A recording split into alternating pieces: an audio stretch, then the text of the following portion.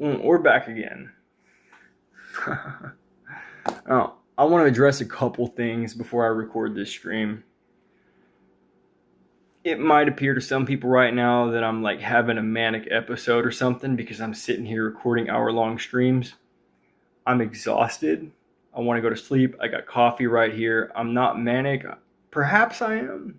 I don't know. I'm having like a eureka moment here, but please don't worry about my mental health. I'm totally fine. This is exhausting. I'm a completely normal, sane person that is ready to stop doing this homework, okay? But I keep learning new things, and because of that, I'm gonna get some synthetic energy and keep going. And along those lines, in addition to that statement, like if you go back and watch the last stream we did about the matrix code cracking, it's pretty freaking clear that I have a really good handle on what I'm saying. I might be wrong and crazy a little bit, but like Einstein said, smart people look crazy to stupid people. It is what it is. I have faith that people are getting pretty smart, and a lot of the concepts that we're talking about are things that a lot of you already know about. Let me make a note here. Biosim. We need to talk about that. So yeah, like let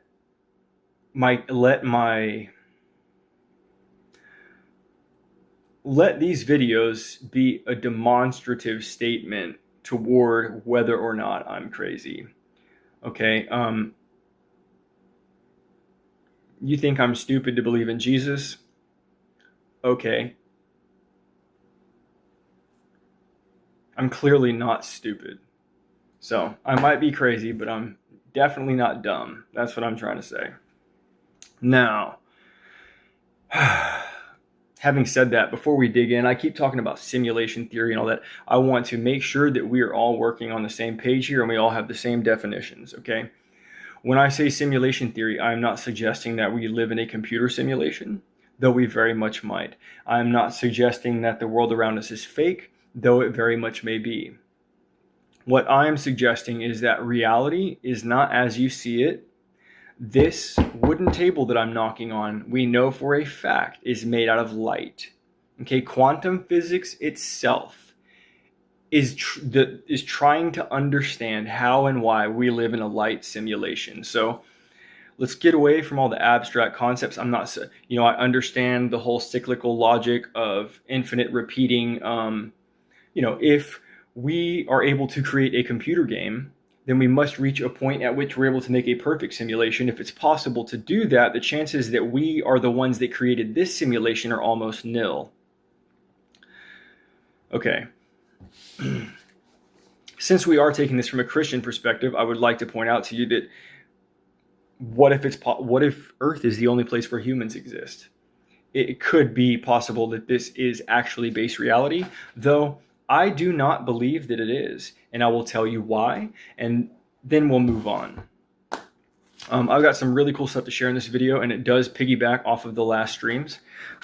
This stuff is very much chronological. In fact, the last stream, Matrix Code Cracked, came from some stuff that I did in the former stream. I like to group all my videos together by what I'm wearing. It should be really easy to go through any of my streams or shorts and kind of, it should be easy to pick stuff out, right? If you see 3 videos of me wearing this shirt, they're all related.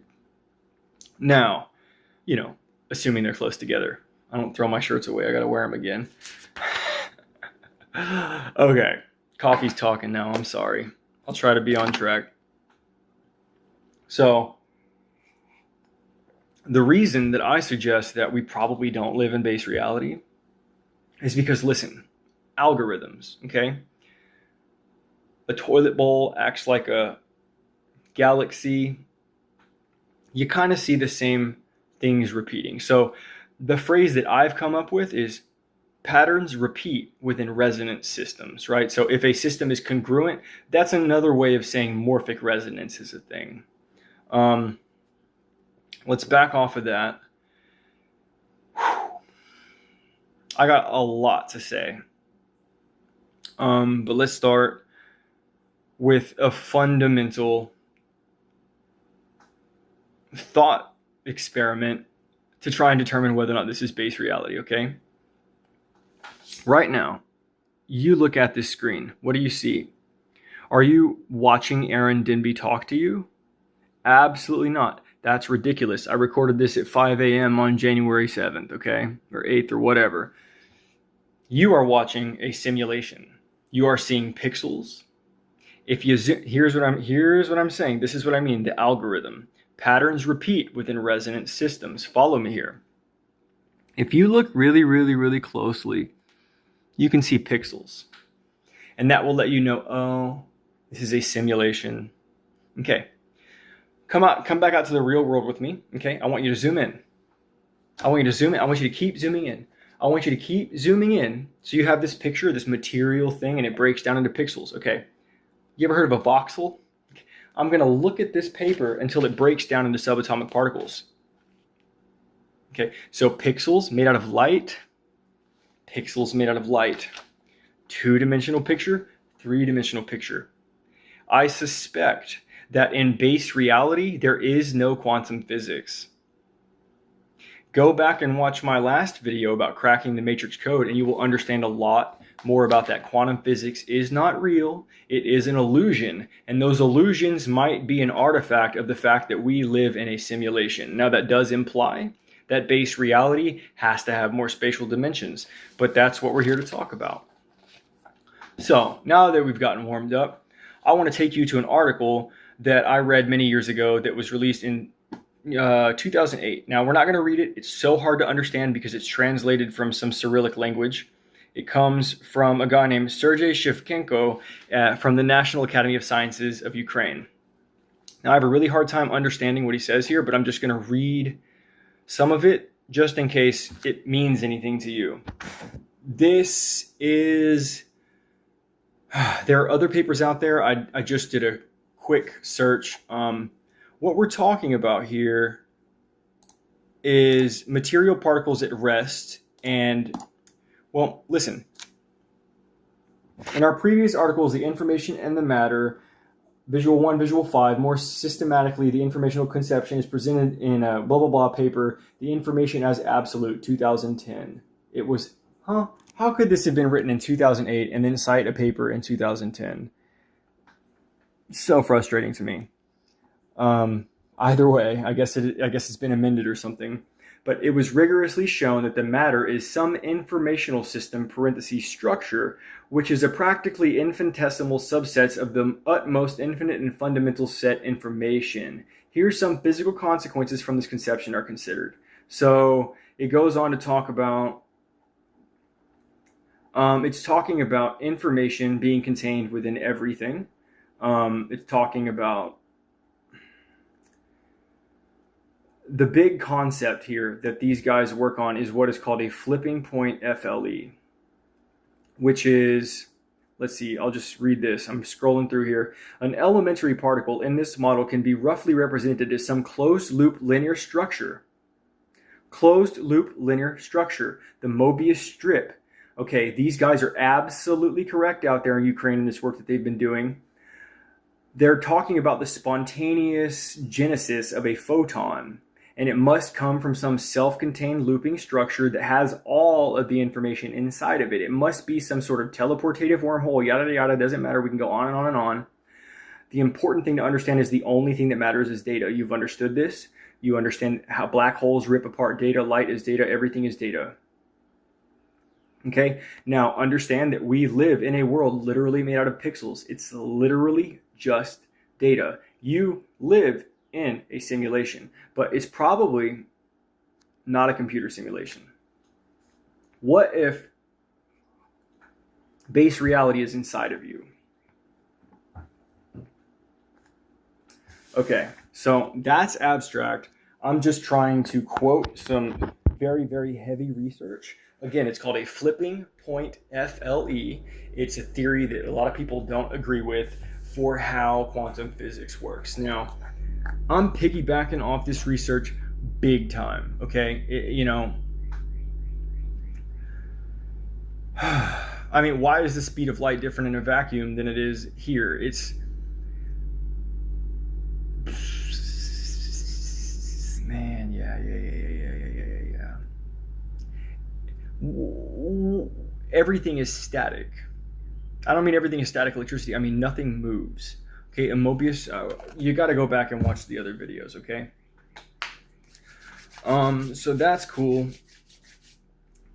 Yeah, Fourier transforms from higher and lower dimensions create light upon entry and exit. That's what so when I said that in my last video, that made me, that's a flipping point FLE, where a Fourier transformation enters our reality from a higher or lower, i.e. parallel or adjacent dimension. That is the spontaneous emission of a photon. I'm not talking about the photoelectric effect or the photovoltaic. I'm talking about the spontaneous creation of a photon. Now, I'm really going to stretch your brains here. I'm going to assume right now I'm talking to the smartest of the smart. I'm talking to the brilliant of the brill. I want you to hear me. What is the defining characteristic of something that is real? What is the difference between a fermion and a boson?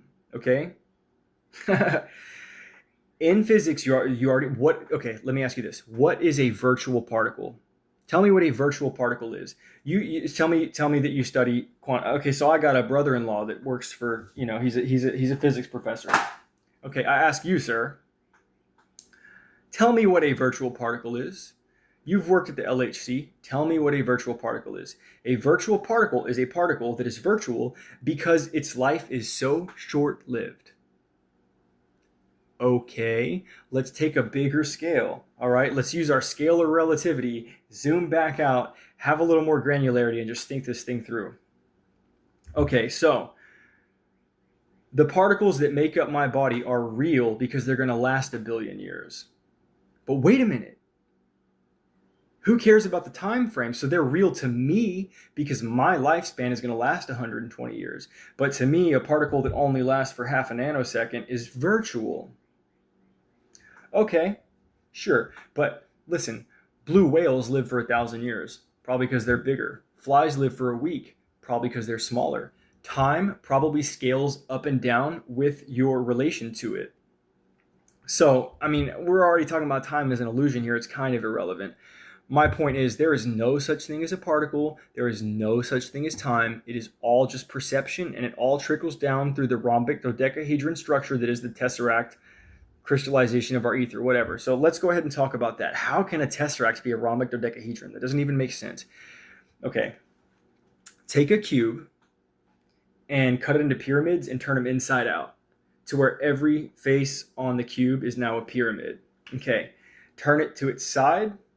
Whatever. That shape is a rhombic dodecahedron. Take a tesseract, turn it a certain way, and it looks like a rhombic dodecahedron. So up there, where everything's made of rhombic dodecahedrons, casts a shadow down here. I'm sorry, up there where everything looks like a tesseract. We don't know what a tesseract is. Go back and watch the last video. You're not going to understand what we're talking about here if you didn't watch the matrix code cracking, okay? Okay, matrix code cracked. This is matrix code cracking. We're taking the tools that we learned from that video and using it to crack more code. Okay. I'll assume you saw the last video. So I'll go ahead and redraw these shapes here. I want to talk about algorithms now, okay? Follow me. We'll follow him with me. I said that in 2D space, a cube might be conceptualized as this because I'm taking from how we constructed a tesseract and I'm following the same algorithm. I'm shifting one square to a secondary place within the same brain, the same space, and then nesting their vertices together. Cool. But if we actually try to cross-reference here, let's actually follow the algorithm. So whenever we make a tesseract, we nest one cube inside of the other. So we ought to do the same thing in a lower dimension, as above, so below, right? So this is not a proper, down in 2D world, this is not how they see a cube. They actually see it like this, following the same algorithm where we place the geometric structure within or without a crystalline sound. You understand? Listen. This is resonance. Okay, let me explain. This square resonates with this square because they're the same shape. The reason that you are able to break a wine glass with your voice is because the crystalline structure of the wine glass is literally the exact same size and shape as the sound coming out of your mouth. Okay, it's the same shape, literally. For the same reason you can't microwave ants. Do you understand? You can't microwave ants because they're the same. The length of their body is the same as the wavelength of a microwave. They cancel each other out. So resonance, right? Same stuff. That's destructive interference. We're talking about different stuff here. Okay, but what I'm saying here is this square resonates with this square. Creating, whenever you do that, there is a, listen, try to follow me, okay? You could argue that breaking a wine glass with your voice is quantum tunneling of kinetic energy. You can argue with that all day. It looks like singing to a glass violates the laws of Newtonian physics and thermodynamics. But because we understand how crystals work and how sounds work, we know that no laws are being violated and that energy is just simply being transferred through a medium that we do not fully understand. Now, same thing, that's what quantum physics is. Okay? Period. So, nesting one congruent, it doesn't matter, the size isn't, it can grow with scale, it can scale down, it can scale up. What's important is spatial congruence, shape, geometry, right? That's, you understand what I'm saying? A salt cube can be this big, but if you smash it, it turns into smaller cubes. The sum is the same as its parts. Right? So a crystal is not like a bicycle. It's different. No matter how much you add to it, it stays the same. That's a crystal. A crystal is a self-repeating, self-contained structure, and by its very nature, that makes it self-healing. That's where Hamming codes come from. It's all so simple. A Sudoku grid is a crystal, and as long as you have a few numbers, you can solve for everything else. That's a Hamming code. Okay, a Sudoku grid only has one solution. You can delete 90% of the data and it can self-heal. Okay, that's how our reality is written with web browser code. That's what that doctor was talking about. Okay, now what I'm saying here is that we have a natural algorithm that I was able to distill with you in that last video with what I believe to be the help of the Holy Spirit. So the algorithm is a shape gets nested within another shape. Now that's not important. The algorithm isn't really what I want to talk to you about. What I want to talk to you about is this. So this is what I'm suggesting a cube would look like if you were stuck in a two-dimensional spatial world. Now, if you followed the last video, you remember how I colored in this square? Okay, I want you to notice something with me. If you were in that world of this red face of the cube, looking out, this is what you would see. So I want you to look again. I want you to look again. I said before that some of the data is missing from this projection. Okay? Kind of, not really, because what do you see here? A cube has 6 faces. This shape only has 1, 2, 3, 4, 5 faces. Where'd the 6th one go? You're in it. The 6th face is invisible. It's the whole thing. You see what I'm saying? Do you see what I'm saying? That right there, now that I filled it in for you, you can see is literally just this cube from a different point of view. And as soon as I saw that, my mind just started stretching, because what you're witnessing here is what is called logarithmic involution. Logarithmic involution is the act of taking your shirt off and turning it inside out, turning yourself inside out. Turning things inside out. Okay, that's involution. Okay, so logarithmic involution is how fractals are created. Now, we still have a really hard time understanding why that's so important and what it means. I'm telling you, it is a matter of fact that nothing exists except for numbers. Okay, that's what I've been arguing since I was a kid. Reality is generated by geometry, and now I'm realizing geometry is sound. Geometry is sound. Take that with a grain of salt. They create each other. It's one and the same, yada, yada. So here's what I want you to understand. This is how this is the matrix right here. Because what else do you, let me expand upon this for you. So for now, let's forget that this is an orthographic projection of a cube upon 2D space. I don't know if that's an orthographic projection. I might be using the wrong words there. But I'm about to show you how this is the matrix.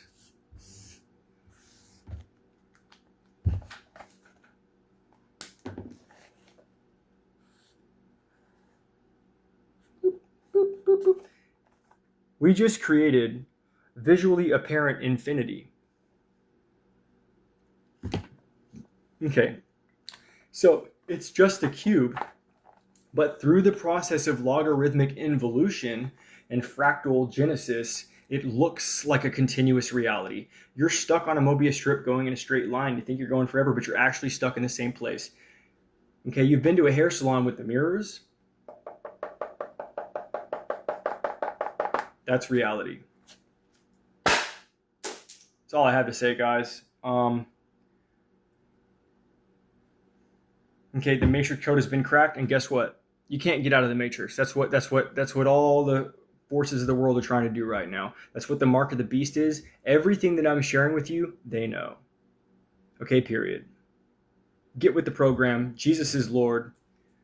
All of the smartest people on the planet are telling you that Jesus is about to come back. I'm clearly one of the smartest people on the planet. I'm sorry. It is what it is. Call me an idiot. Laugh at me. Oh my God. I really could not care less. Again, Flipping Point FLE has been studying this shit for years. I'm obsessed with this stuff. Well, I used to be. Now I'm obsessed with the Bible. So if you've seen these videos of me talking about physics and you think it's cool and everything, I have 10 times as much to say about the secrets hidden in the Bible. And you want to know something? Christians won't listen to me because they think I'm crazy. But you heard me talk about, you know how smart I am. So will you please come read the Bible with me, Mr. Smarty Pants? Mrs. Smarty Pants, will you please come read the Bible with me? Because we're waiting on you. We're waiting on you. Okay? And come talk to me and I will tell you all the Bible verses that let me know that I'm waiting on you. I'm waiting on you to wake up. I'm waiting. I'm waiting.